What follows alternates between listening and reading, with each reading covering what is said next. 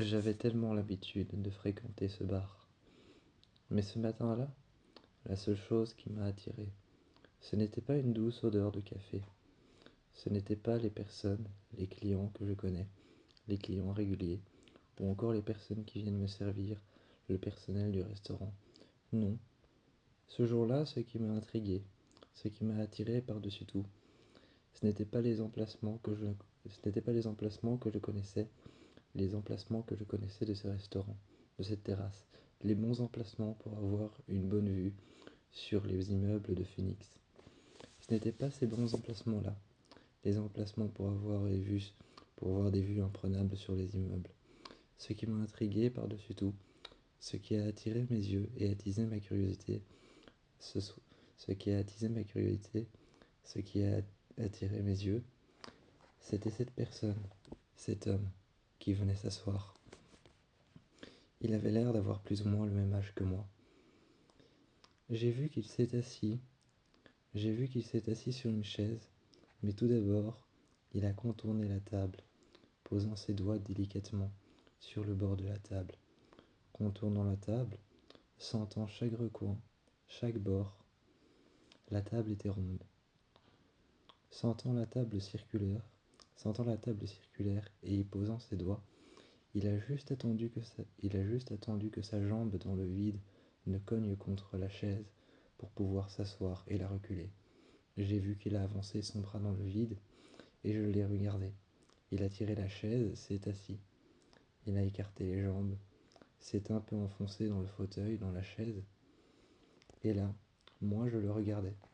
La seule chose que je ressentais, ce n'était pas de la pitié. Ce n'était pas de la pitié que je ressentais, ni de la tristesse. Je ressentais plutôt quelque chose comme de l'admiration. Je le voyais là, se débrouillant tout seul. J'en avais déduit qu'il était aveugle, ou qu'il avait un problème aux yeux. Je ne ressentais pas de la tristesse, ni même de l'on... Je ne ressentais pas de la tristesse, mais la seule chose que je ressentais, ce n'était pas non plus de la pitié. La seule chose que je ressentais, c'était de l'empathie et de l'admiration pour cet homme. Je suis allé m'asseoir à sa table, et là, je l'ai vu qui a levé les yeux. Il a levé les yeux vers le grand immeuble derrière moi, et m'a regardé. De plein fouet, le soleil frappait la terrasse. De plein fouet, le soleil frappait la terrasse, à l'endroit exact où nous étions assis. Je me suis assis à sa table, et il m'a regardé et je lui ai demandé si je pouvais lui retirer ses lunettes de soleil. Et il m'a expliqué que ce n'était pas bon pour lui de garder ses yeux à la vue du soleil. Quand il m'a dit ça, j'ai regardé le soleil, j'ai regardé les immeubles vitrés, j'ai regardé les grands immeubles derrière moi. Il y avait 3 immeubles vitrés derrière moi, dont un immeuble noir derrière moi, qui se pointait vers le haut. Il avait la forme d'une pointe, littéralement, qui piquait vers le haut et qui touchait le ciel.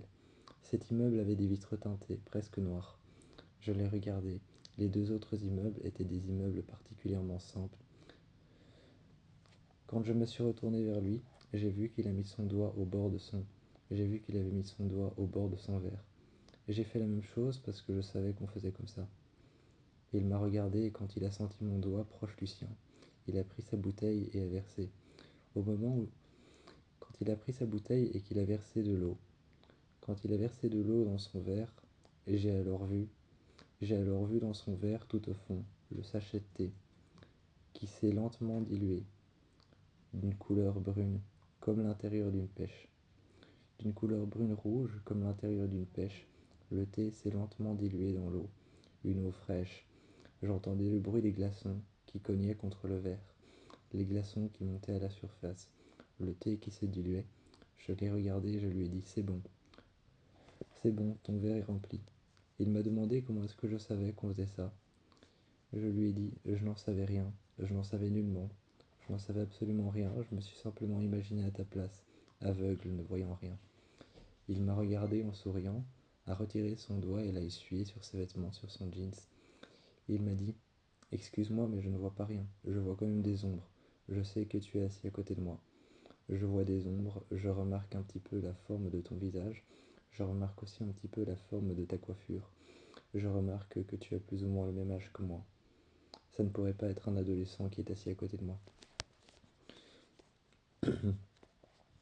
Je l'ai regardé et je lui ai dit: comment est-ce que tu sais que je suis assis à côté de toi? Et il m'a dit: j'ai ressenti une, j'ai ressenti une pression dans le vide de la chaise juste à côté de moi. Juste à côté de moi, j'ai ressenti une pression sur le vide de la chaise. J'ai senti quelqu'un s'asseoir. En tout cas, j'ai senti un poids. J'ai senti un poids sur la chaise s'asseoir juste à côté de moi. J'ai souri et je lui ai dit: tu es très perspicace comme homme. Il m'a regardé et m'a dit: un bon? Il s'est avancé, a appuyé. Il s'est avancé, a appuyé ses bras en avant, a appuyé ses coudes sur la table et m'a dit en tournant un bâton en bois dans son verre: ça donne envie d'en savoir plus. J'entendais encore le bruit des glaçons cogner contre le verre. Il m'a regardé et nous avons parlé pendant plusieurs heures. Ensuite, nous sommes allés au bar. Je lui ai offert un verre. J'ai voulu demander qu'est-ce que tu veux. Il m'a regardé et a souri. Alors j'ai commandé la même chose qu'il avait pris, un thé. La jeune femme, le temps qu'elle prépare le thé, on a discuté tous les deux. La jeune femme, le temps qu'elle préparait le thé, qu'elle mettait le sachet de thé au fond du verre, qu'elle posait des glaçons dessus, qu'elle mettait quelques feuilles de menthe, qu'elle coupe des tranches de citron, en récupère une, qu'elle lave le couteau, mette la tranche de citron au fond, et qu'elle remplisse le tout d'eau, et qu'elle dépose le verre devant nous. Je t'ai regardé, je t'ai parlé. Je t'ai demandé: est-ce que c'est dû à un accident? Sans être indiscret, je me suis assis à côté de toi, sur la même chaise. Sur la même chaise, je me suis assis à côté de toi. C'était un bar qui n'était pas comme les autres. Ce n'était pas le genre de bar avec une table surélevée, avec la barman ou le barmaid derrière. Ce n'était pas le genre de bar où on va s'asseoir sur des grandes chaises et on attend notre commande. Non, c'était un bar un petit peu plus élaboré, un petit peu plus fun et un petit peu plus agréable. Il y avait des gens qui passaient, il y avait des gens qui passaient avec des carnets. Il y avait ces personnes, ces serveurs et ces serveuses, qui passaient avec des carnets en main, des carnets de notes, et qui prenaient nos commandes. Ils les apportaient ensuite à un bar, et nous étions assis sur de petites chaises sur une terrasse en bois à l'intérieur. Il y avait des tables en bois devant nous. Nous étions assis presque à même le sol, sur des petites chaises. C'était comme en Chine. C'était comme en Chine, où les Chinois dorment sur des lits qui sont posés à même le sol, sur de simples matelas rouges posés à même le sol. C'était presque la même chose, des petits fauteuils sur lesquels nous étions assis. On attendait notre commande, et quand la jeune femme nous a apporté, elle t'a regardé toi, et puis m'a regardé moi. Elle nous a demandé si on était en couple. Je l'ai regardé, j'ai pris le verre, et j'ai ouvert ta main. J'ai tenu ta main, et je te l'ai posé dans la main. Je t'ai dit: ouvre ta main. Tu l'as ouvert, j'ai posé, j'ai posé mon verre dans ta main, et j'ai dit: tiens, c'est bon, c'est pour toi. J'ai été régler l'addition et j'ai regardé la jeune femme. Je lui ai dit: excusez-moi, mais sans vouloir paraître indécent, c'était un petit peu malvenu ce que vous aviez dit. Elle s'est excusée et t'a regardé. Elle s'est excusée et t'a regardé toujours à la table en train de boire ton verre. Et elle a dit: excusez-moi, je voulais simplement apprivoiser un petit peu mes clients. Je me suis alors accoudé contre le bar. J'ai regardé la femme et je lui dis: apprivoiser, on est des humains, des clients, pas des chiens. La jeune femme avait compris que je n'avais pas toléré ce genre de comportement. Elle a alors pris les verres et les a nettoyés. Elle a débarrassé devant toi. Je suis arrivé et je t'ai pris par la main. Je t'ai dit: viens, on y va. Quand on est arrivé aux toilettes du restaurant tout au fond, j'ai poussé la porte. J'ai défait ton jeans et je t'ai posé sur les éviers. Contre le miroir, je ne voyais plus que ton corps contre le mien, ton buste contre le mien. Je ne voyais plus que tes épaules qui touchaient les miennes et tes bras qui s'assemblaient contre les miens. Je ne voyais plus que ton visage et tes lèvres posées sur les miennes. À ce moment-là, tu m'as embrassé. J'ai passé mes mains le long de ton corps pour que tu puisses ressentir mes mains, pour que tu puisses ressentir le toucher de mes mains, les paumes de mes mains, mes doigts qui traversent ton dos, le long de ta colonne vertébrale. Tu m'as embrassé et je t'ai demandé si ça t'allait. Tu t'es reculé contre le miroir et tu as dit non encore une fois, posant ta main dans mon dos, posant ta main dans mon dos et la relevant un petit peu le long de mon dos, le long de ma colonne vertébrale, la posant dans, la posant dans mon cou, sur ma nuque, tu m'as dit non encore une fois. C'était très agréable. Nous sommes sortis, nous sommes sortis et j'ai ouvert la porte de ma voiture. Je t'ai dirigé vers l'intérieur et je t'ai assis du côté passager. Je t'ai dit tu peux ouvrir la fenêtre si tu veux, posant ta main sur l'interrupteur pour ouvrir la fenêtre. Je t'ai dit tu peux ouvrir la fenêtre si tu veux. Tu l'as ouverte et effectivement je voyais tes cheveux dans le vent. Je voyais tes cheveux dans le vent quand je conduisais. J'étais heureux, le sourire aux lèvres, et toi aussi. De temps en temps, tu faisais des choses que je ne comprenais pas trop, comme te regarder dans le rétroviseur, ou alors te regarder, ou alors te regarder dans le paravent. Tu te regardais dans le miroir du paravent ou dans le rétroviseur. Tu te regardais encore même parfois dans le reflet de ton GSM qui était éteint. Je me demandais pourquoi tu faisais ça. Tu m'as dit, ce sont de vieux réflexes de quand je voyais encore bien. Et vu que je ne vois, et vu que je ne vois pas, et vu que je ne vois pas du tout, mais que je vois seulement quelques ombres, bah j'ai encore ces réflexes. Je les ai gardés. Quand on est arrivé à la maison, Quand on est arrivé à ma maison, je t'ai ouvert la porte. Tu m'as dit que tu voyais une géante ombre noire. Je t'ai expliqué que c'était la maison. Tu t'es avancé sur ce que tu voyais être un chemin flou. Je t'ai tenu la main pour t'empêcher de trébucher. Quand on est arrivé à l'intérieur, je t'ai tiré une chaise et au bruit de la chaise, tu as posé ta main directement sur le dossier de la chaise. Tu t'es assis au bar et je t'ai servi un verre d'eau. Tu as entendu le bruit des glaçons et tu m'as demandé si je faisais la même chose que la barmaid. J'ai répondu avec un sourire, fermant la porte du frigo. Tu avais entendu encore une fois la porte du frigo, tu m'as dit c'est le frigo ça? Je t'ai répondu oui. J'ai demandé à ce que tu poses ta main sur le bord. J'ai demandé à ce que tu poses ta main sur le bord et tu m'as dit ok. Je suis venu et j'ai ouvert ta main. Tu m'as demandé si je faisais la même chose. Je t'ai embrassé et murmuré à l'oreille non, je ne fais pas la même chose. J'ai fait glisser le verre le long de la table. La table était en métal et en bois et tu as rattrapé le verre. Je t'ai demandé comment est-ce que tu faisais pour avoir des réflexes aussi aiguisés et pour retenir des choses que tu faisais avant quand tu voyais, comme par exemple ces petits réflexes que tu as, te regarder dans des miroirs ou te regarder dans ton GSM éteint. Tu m'as dit que c'était de simples réflexes, de simples souvenirs de quand je voyais correctement. Mais comme maintenant je ne vois plus que des ombres, je ne vois pas en quoi c'est nécessaire de les oublier.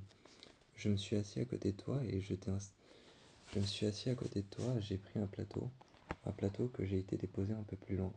Tu t'es retourné et tu as demandé est-ce que c'est le salon? J'ai lâché le plateau posé sur la table, à côté un vase en bois, dans lequel il y avait des fleurs rouges, oranges, orange tacheté noir.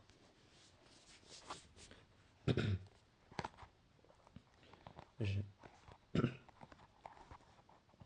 J'avais acheté ce bouquet il y a pas longtemps.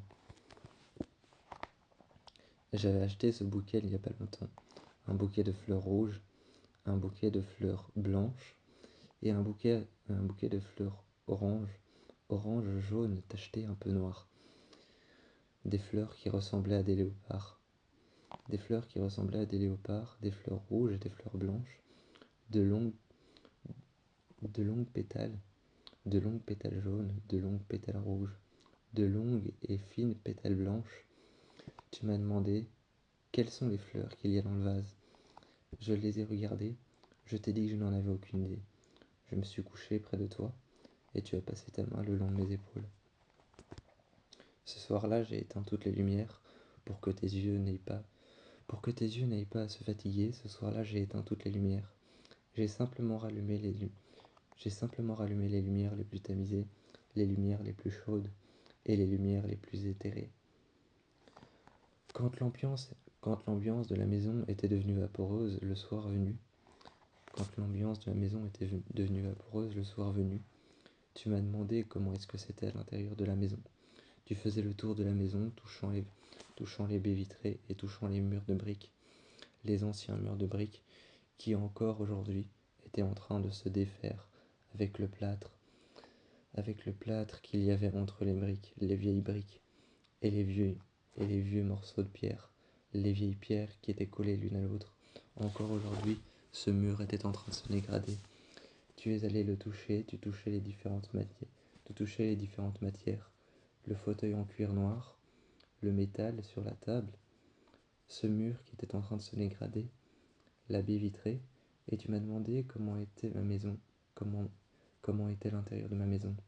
Je t'ai dit qu'il y avait beaucoup de plantes, beaucoup de variétés de plantes différentes, beaucoup d'énormes plantes qui jouxtaient et longeaient le bord. Je t'ai expliqué qu'il y avait beaucoup de variantes de plantes, des longues plantes qui jouxtaient et longeaient les murs. Je t'ai expliqué aussi qu'il y avait beaucoup de bouquets de fleurs, qui souvent sont des bouquets de fleurs qui rassemblent des couleurs chaudes, comme par exemple le jaune vif, le blanc, ou alors encore le rouge, comme le bouquet qu'il y avait sur la table. Tu m'as regardé et tu t'es endormi ce soir-là. Tu t'es endormi tout près de moi, à mes côtés.